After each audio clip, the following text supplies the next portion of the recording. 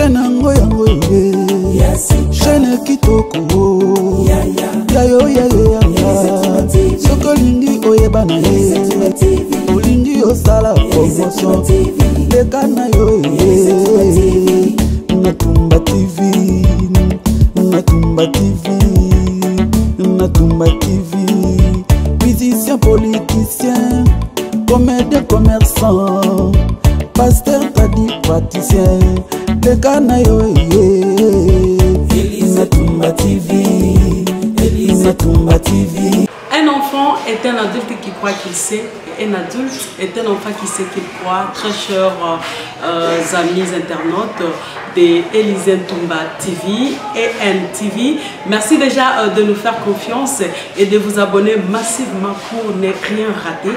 Je suis Nathalie Sifa, Nasifa pour les intimes. Et les autres Zolobela, dossier Nabiso, Oezo Sala déjà buzz, Oezo Sala show, na ba réseaux sociaux. Il y a dossier à élève Nabiso et à école Saint-Georges Oezo na commune. Il y a Kitambo par rapport à Sextap, au Salemaki. Et tout le on a invité Nabiso Aza déjà Nabiso et Longo. Monsieur Prosper Bateka qui est bien sûr initiateur et le promoteur. Il y a école lycée La Prospérée. Sans plus tarder, Mbote Monsieur Bateka. Mbote, maman, journaliste Nathalie Sifa. Merci beaucoup pour la présence Nayo. Merci d'avoir accepté notre invitation. Pour ce, M. Bateka, osa initiateur et promoteur il y a le lycée La Prospérée. Tolingi to yeba, to yebisa biso, rôle exact. Il y a école d'éducation à Bana. Merci beaucoup, maman. Biso na pédagogie Tolobaka, le vrai milieu par excellence de l'éducation d'abord, c'est la maison.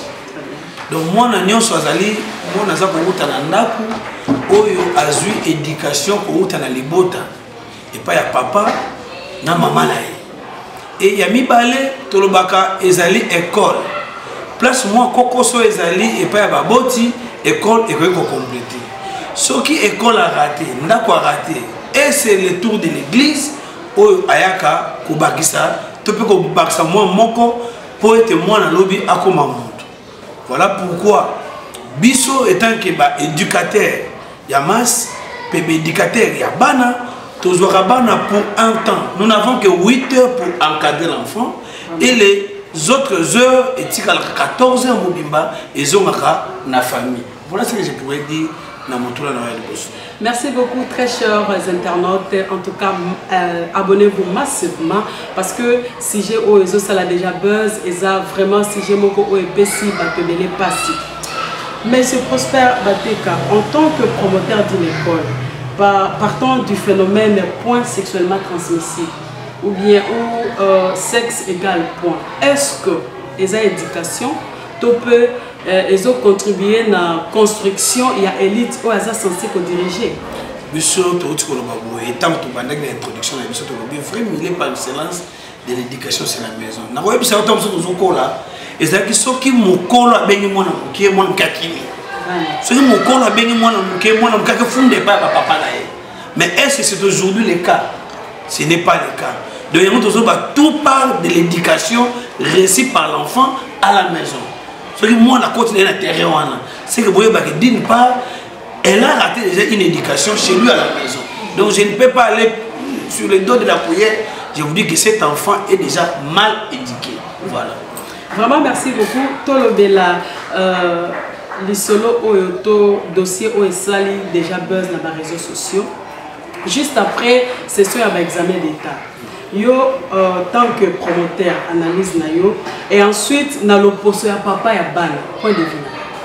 Point de vue dans les responsabilités sont partagées. L'État congolais a inclus na carte. La famille Aza incline à 4. J'enlève l'école. Parce que l'école, il y a Zoraba pendant 8 heures du temps. Maman, pour na wana baba no sala makambo ba no sala wana oyotali o nga na tali to bino makambaso ba moni na kiangwa. Parce que l'exemple vient d'en haut. Vraiment. Et lui on va ba moni na kiangwa na TV. Pour na ni ba moni na kiangwa na TV parce que l'État congolais a vendu tous les espaces. Je peux te dire que c'est si au cours là, tu as Bill, tu as Tour de France, le football, et les colonies de vacances. Est-ce que c'est la qualité? L'État abominable. l'état place au mal on s'en battre en football le roi banda moi n'attends ko bimato moi na TV et pas il va bien de Willy Bakong à Salara moi chaîne na ya Minedik qui est capable na bala pour na ko éduquer bana mais Minedik on est sur la TV bon l'état congolais est responsable courir à la rawak bana ba otala wapi moi na otala film nigérien c'est pas notre culture moi na otala novelas c'est pas notre culture dans la otala c'est une novelas wana mais non faut pas le voir programme na biso et ça culture na biso biso toza baba je vous dis voilà pourquoi na biso OK au sopes des réponses par ta soma na OK. En plus, chose grave, promoteur, au bout d'un moment, M. Swabima qui a raté qui côté la nouvelle. Qu'est-ce qui s'est passé? Moi, on va expliquer. Et maman, voilà, ils se sont embrassés. Et ils ont fait l'amour. Mais l'habitant, moi, on a l'embrassade. Mais la petite vient en manger. Vraiment. Vous pensez à quoi?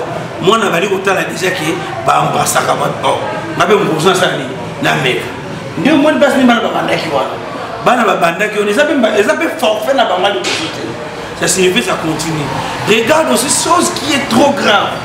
Balandi, ba ministre, oh, nous sommes à la TV, ba gouverneur, vous allez voir qu'il y a un enfant qui était devant la fille, a aussi filmer. Vraiment. Tu comprends?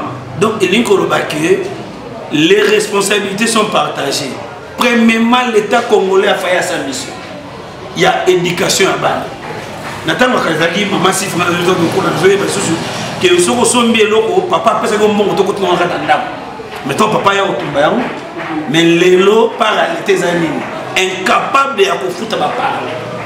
Papa, lui-même, quand il est là, pourquoi il retourne à d'où est venu cet argent? Abomination. Abomination de la désolation même. Voilà pourquoi, biso ma parent, il faut aussi à télé, il faut au solo là.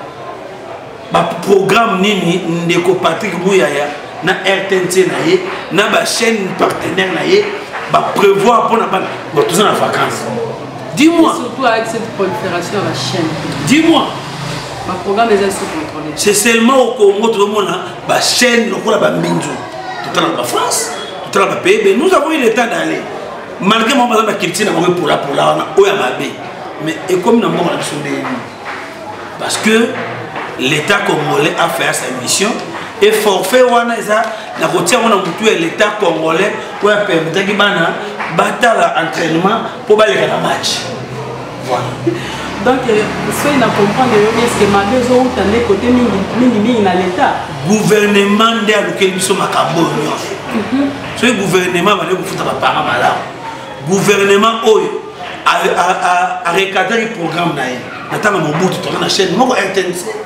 Aux RT autour aux RT et lui moi donc ma soeur donne une comme ça la téléphone ils ont un téléphone sur la déjà même besoin pour montrer à l'école pour ma cambo ça ne pas la biso exactement parce que bana on peut pas belle le système commencer que ça besoin déjà en plein domaine nyos oui papa va Alexis Banati papa les sous papa de Alexis Banati papa ministre tout ça na Congo maman ministre Moro Balaxé na tellement ça c'est il y a rien que la vérité ministre Moro Balongola kiao na Congo na éviter makamboleka na ba Congo na ko atuma tukwana na vice gouverneur na ici Balaxé on a télé na ba paré à bande zali en tout cas au moins na biso ki gouverneur a sali bon son na meki na sali so alors a baza ko landa donc singama tembelete et puis bah non je vais te dire une chose bah jalou la biso mais tant au moni bana wana tant so na ba maman na bango bana na ba maman na bango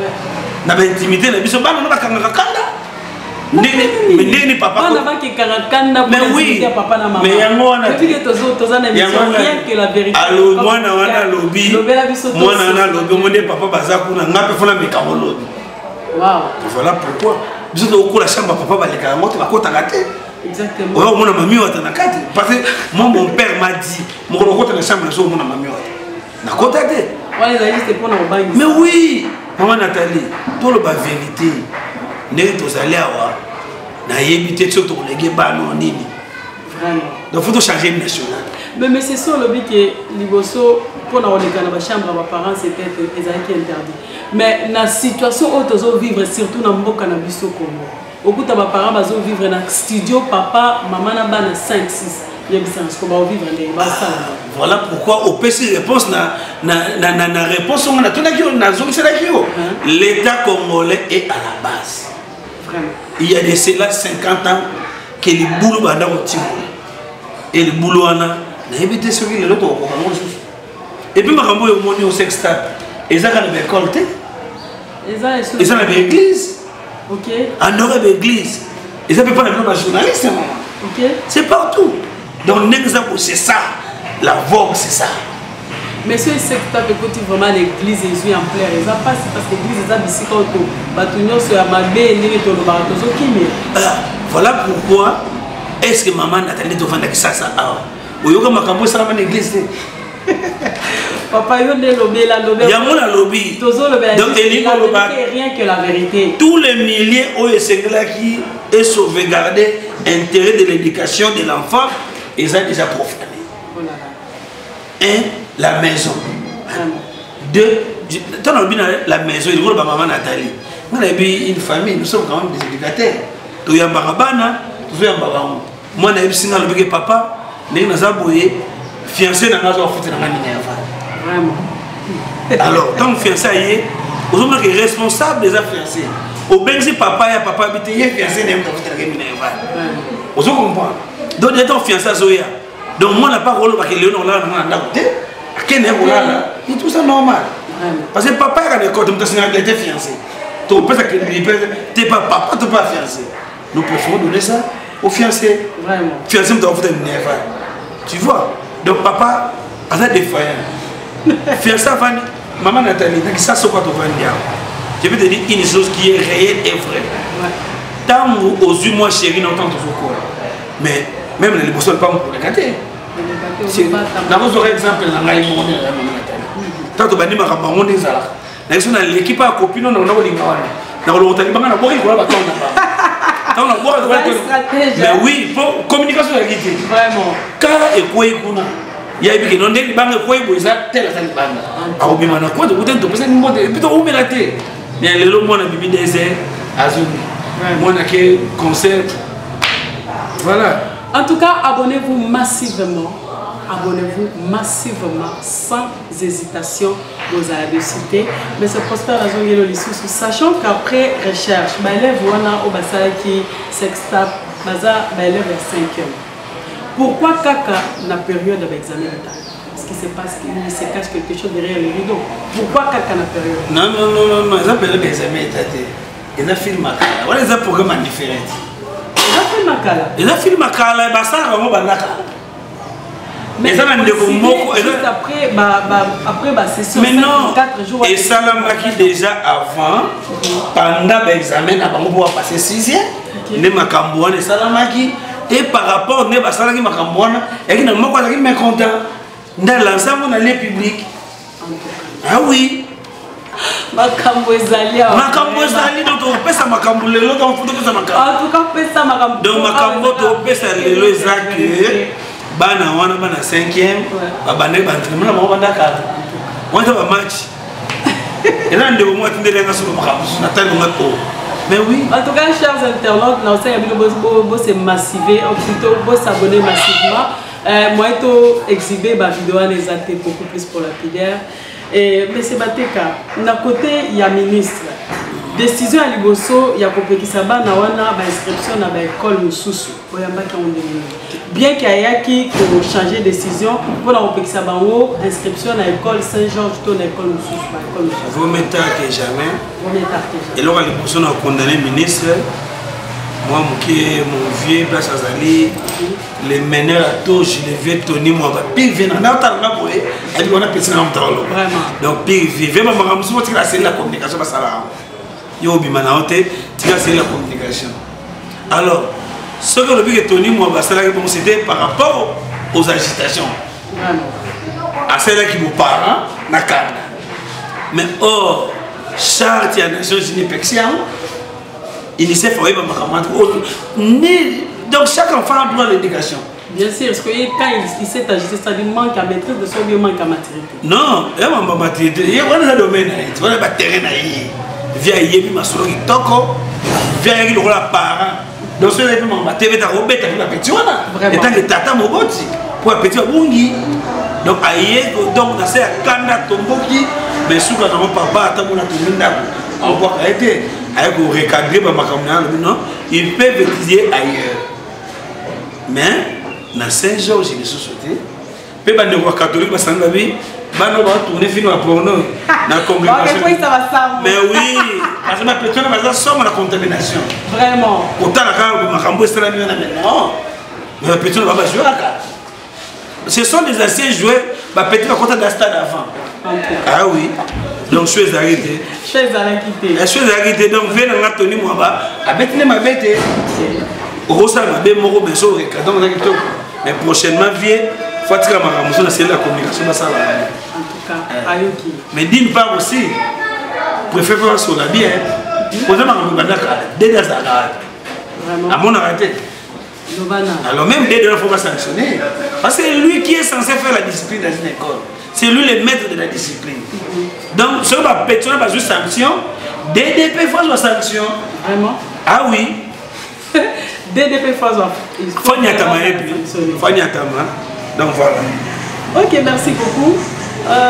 Monsieur Prosper Bateka, selon yo, kotanga bakomba bana wana to ko bandela suko la kisabilongi na banona media. Moto ala kisi bilonga bana na media pour ba parents faire na bato na bangote. Mais na nimpete chaîne moi la kisi bana wana c'est ça ba réseaux sociaux. Il y a ce qu'on a envie, tu as une décision, tu as kisabilongi na. Déjà pour la kisabilonga bana bato, c'est poursuivable à la justice. Vraiment. C'est poursuivable. D'abord, au Tchad, la TV, ils ont une infraction de atteinte à la lapidaire. Maman, atteinte à la lapidaire, ils ont raté pour la Congo, un mot ballon, c'est pas raté. Moi, mon été était, j'ai vu, j'ai parlé, policier t'a interpellé. Ah, bilan, guerre, ça a été, pour raté. Bilan, pas qu'on a beaucoup raté. Mais on les infractions. Les infractions. Mon bal a été bindé. Pour la police, donc, moi, on a paix. Alors, sexuellement transmissible. Ah oui, moi, c'est fait. Et puis moi, si elle a souka actrice à film. Ok. Mais oui. Donc elle est professionnelle. Et là, je suis à côté stade avant. Wow. Mais Mouto, elle a dit que la TV. Si elle a l'action de la TV, parce que la réalité, on va parler à part. On va dire, on passe. Donc moi, personnellement, ça m'a fait très mal. Mais ce qui va l'accident de la TV, que chaîne Moko. Il faut parler à Bana. Il faut pas fonder à Bango. Nous avons le droit de protéger la protection de l'enfant. On y retourne des bisous. Ce sont des mineurs. Si on va sanctionner le tribunal, mais tata, ce qu'on a dit, tout l'accident de Gabana, ma betanga combo, je veux aucun jour, oh, le tombe, mais quand on a des longuité. Voilà votre rôle. En tout cas, on a hâte, trop c'est trop mal avec cette la télévision, comme ça, c'est un tel qui gagne, non poste, non prénom. Ça est irresponsable. Vraiment. Je les appelle des irresponsables. Dans le seul moment, tant que je fais la parenthèse, mon roman va me lier. Va me lier sans Ndumba. Va me lier à la moisson, l'on a besoin de lobby boy.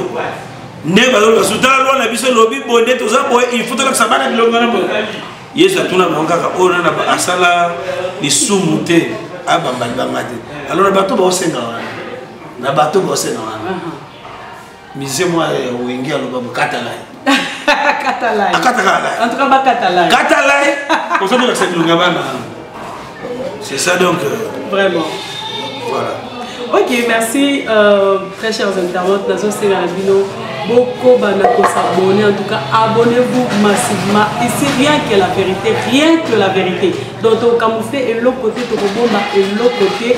Voilà, et on a vous allez toujours s'abonner parce que vous allez de citer. Promoteur, je vous reviens encore. En tant que promoteur, comme je disais, décision nulle, école, et qu'on n'a pas dossier à boire. Parce que c'est ça les messages dans l'école. Décision ni l'école, les écoles vont autoriser banana qui s'inscrire. Décision ni qui cause. Et surtout, on a fait cet exemple, si c'était l'école Oyo, initiateur et promoteur à la postérité. Et là, on a dit que tant au moins dans l'école, ça veut dire règlement d'ordre d'intérêt à l'école. Peut-être que l'école, on va permettre à la maman. Peut-être que l'auditeur va permettre. Dans le règlement d'ordre d'intérêt, ils ont repris le logo Nyons Autolo. Moi, je suis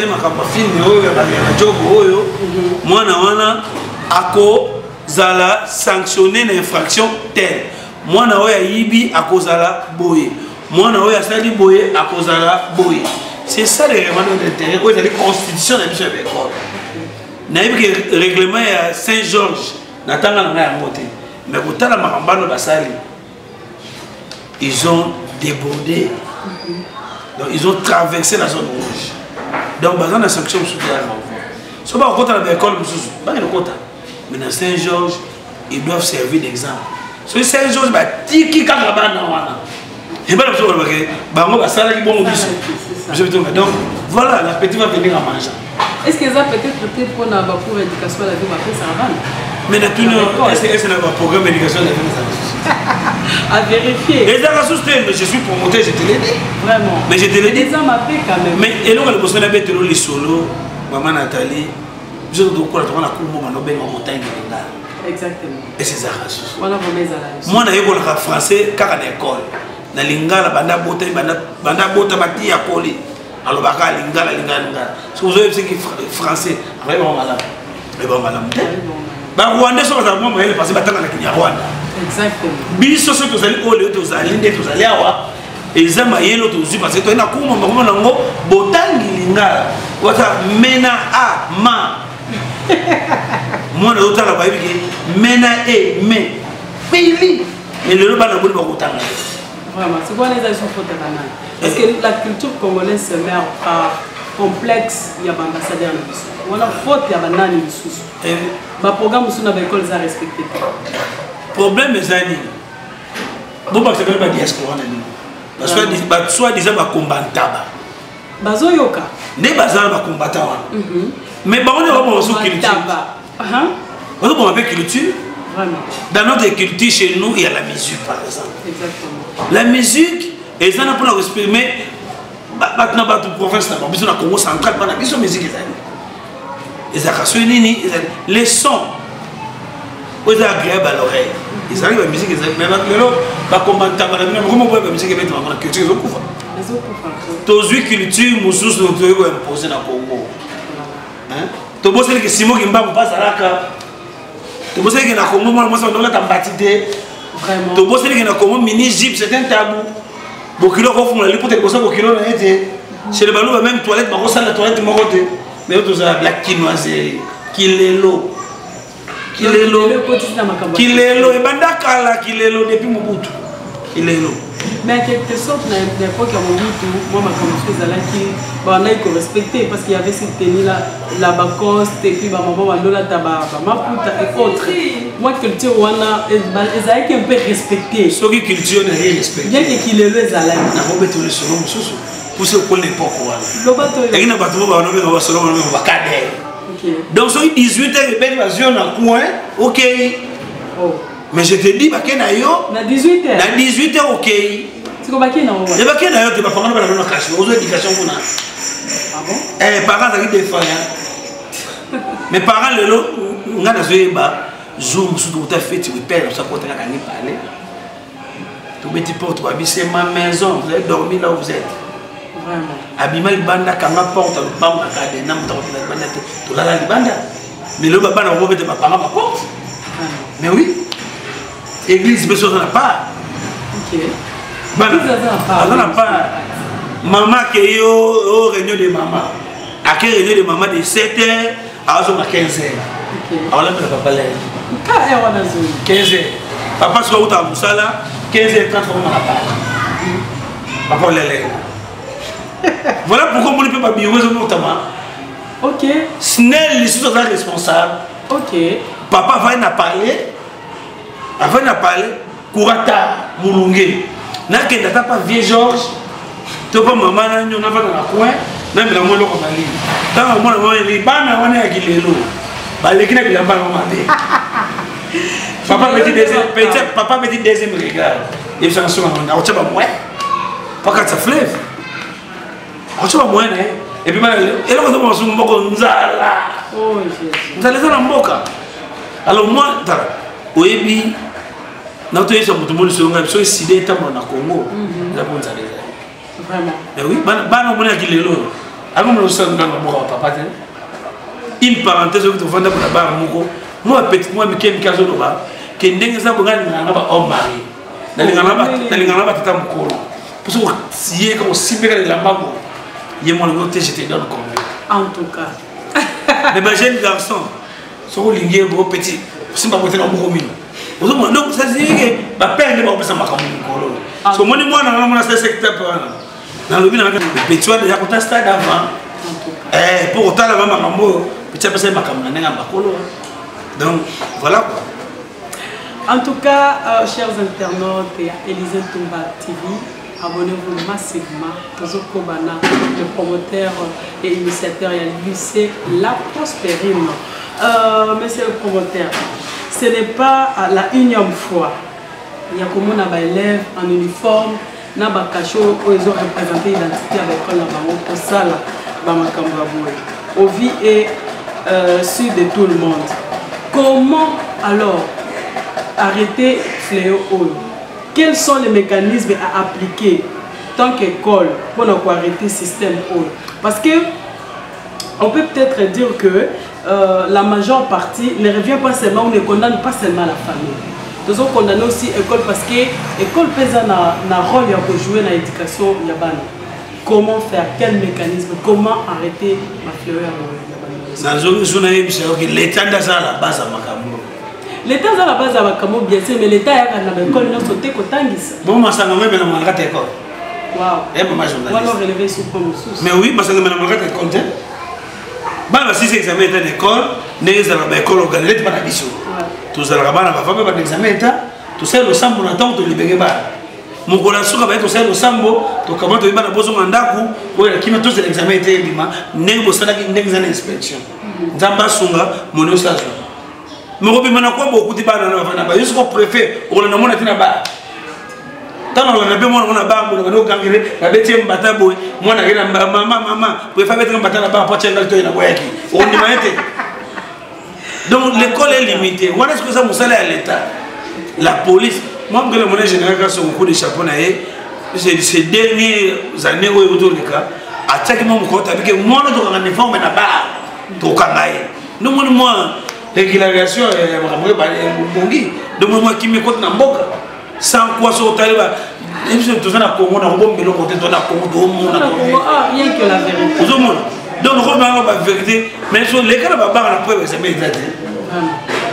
Au moins, on va dire que bon, on n'est pas qui va de moment tellement et bana quand ça va plein la barbe les gens va télé mais tu étais le porteur à des bâtiments je crois que ça maman vraiment attends on a vu ça la montée donc ça la décision nito l'État congolais a joué en charge l'État congolais a bombé sa salaire à ma part. Kasi yango na 5 step mais pas de 5 step dans ça. Mais oui, moi na autre la design of village, moi tanatanga ka se père so na salon quoi. Mais tout na chambre. D'autres te vazate. Mais il sana papa na maman va faire otala novelas. So novelas wana et comme na tama ambassade. Na lo mo. Bana ba lo sur le monde pas na braquer torse comme ça. A braquer matin donc et ça veut dire non, l'État congolais dans la base à Makambo. Je ne condamne même pas la famille. L'État congolais a banané au commissaire que papa comme on a droit, papa comme on a moyen pour nous subvenir. Bana comment on laisse le même. Mais oui, moi je vais pas la réalité. Mais oui. Mais je dis papa est ça. Mais le bien, tout le monde ça. À part éducateur, nous avons la Congo. Il y a des gens qui ont petit baoteka. Mais c'est ce monde. En tout cas, ma cambo est allée. Elle ne trouve pas ça ma cambo. Donc nous avons élire le baquet. Surtout ça, dans le bétail qui est congolais. Et ça les passe. Quand on dit que maman est le question. Bana na baba na biso. bana na bana pour éducation bana na donc nde baza na minute oyo na zo encourager bango bayo ka solité bazwa kimia bana wana faut bazwa na nzela ete bazwa ete et puis les parents biologiques na bango on a aussi na baba na pesa bana ya toli ba remonter bango les psychiatres baza ba psychologue baza wa mboka les gens ba psychologue na mboka msolo ba porte ko bana na même autant suna mo colonie moko boye ba vanti bango ba remonter bango moral mais bana ndé na minute de baza boulaji on a ba ki ba ba wanta ba bana oh mais ça vous donne des amis ba quartier ba fana souci vraiment puis comment kata bana mo ni mana on a dit on a ce que bana place bana nani bo bisi bana na bona société le bana baza ba faut ba remonter bango moralement na limité par bana mo za kala quartier na ba est-ce que monsieur Souza peut-être lié à ma âge de ma puberté retardée tout ça peut-être ma âge voilà c'est dans ma souci d'abord ça ma puberté tu sais le cas de puberté bien sûr mais peut-être fléau qui le met là mais non quasiment de fléau les amis là fléau il est là les amis mes parents sont responsables pour l'état d'arrêt de mes parents responsable l'état congolais a sa charge d'ailleurs ce qui était tout le monde dans le tout le monde a besoin de moi nous allons prédire déjà mais nous ce modèle donc est là et mamie tu connais ce kufa et comment ça en tout cas ma cambo ezali rien que la vérité et puis ma cambo on tourne extrêmement des gens qui on a parqué donc bah on parqué tu dis tout comme tellement mais des gens qui parqué et ça m'a vu aussi tout le monde ce qui n'a ngira souci de moi ça batel ma so yo kana check te mona kati kuna abenga la police makambo sana me en tout cas beso makambo do ba petit wana makambo basali ezaka ka fruit ya bato basala kona kuku mais ce que ya bango ne reverser la nuit c'est après ça ya bango ne reverser en tout cas voilà donc des aboyés l'état de charge na ye l'état de charge wana encadre ba petit nde baza na bamboka mo bien organisé na bakena ngata so kazango bavanda ka ba dia ka bazo remonter bango moral pour ba petit minute de moral za ko beba maka. En tout cas, à Makambo Ezali, l'émission Rien que la vérité, Makambo Ezali, chers internautes, il y a Elisen Tumba TV et NTV, n'hésitez pas de vous abonner. Abonnez-vous massivement pour Awa Makambo Ezali. En tout cas, le promoteur M. Bateka, la CP Limaka, c'est vraiment la façon limboleli batunyo so ba olanda biso ba mususu bazo tenter ko s'abonner ba hésiter par rapport à dossier Oya Sexta. Je rappelle déjà à la ce que M. Prosper Bateka est l'initiateur et promoteur et a lycée La Prospérine où ils ont la commune Yangirengere. En tout cas, merci beaucoup pour continuer quand même une petite occupation à Ebele pour encore répondre à l'invitation à l'issue pour les enfants. Moi de la fin l'anglaise à l'Iboé, il y a des personnes qui ont encouragé la nini. Babo sur la deux sur les kaki. Babi tient la place dans mon bande. Nazo ko encourager bango ba abandonner de la classe. Ils allaient comme aussi commis. Donc voilà mon beau tidioso, ba na basi batuminda ko voir na moto te. Alors le pays organisé na tour le batanto là que ba na mon frère ça moi encadré quelque part psychologiquement ba petit ba mata. Mais nzambe ya bien ça là ka ya mi balé so na koloba na kopesa responsabilité na ngai na l'état congolais. Et puis maintenant on a la gratuité. Ils appellent parce que ce mot gratuité comme les gens peuvent apparemment ma tâche pour sur mon négato tata mon compte là au bas. C'est ça doit être que tous les enfants ont droit à l'éducation. Moi nous avons droit à l'éducation au salon on a joué en compte à été. Vraiment ben colo bandeko botikali ben colo yo parce que bana na biso na boyal ben colo na bino. Boyamba bango lokola bana bana basi basali mabe to constater on a condamné on a tapé le poing sur la table bana on a baza ba congolais baza bana na biso baza bana bande ko na biso to boka bango te donc bana wana to yamba bango na école à ce que les punitions ils ont déjà consommé que ba autant que sur Saint-Georges déjà une punition et puis autant que sur par exemple l'école catholique déjà une punition les restes éthiques tout à droit encadré bana polo dans Haïti la société. Voilà le mot de la fin de mon ailleurs. Merci beaucoup. Très chers amis internautes, il y a Élysée Ntumba TV et NTV. En tout cas, l'émission d'Abisso, rien que la vérité, Yamkolelo, en tout cas, tout ce qui awa, c'était bel et bien votre humble servante Nathalie Sifa Oyo Ayambaki, l'initiateur et promoteur Yann la Prospérine. En tout cas, je vous demanderai de vous abonner massivement pour ne rien rater.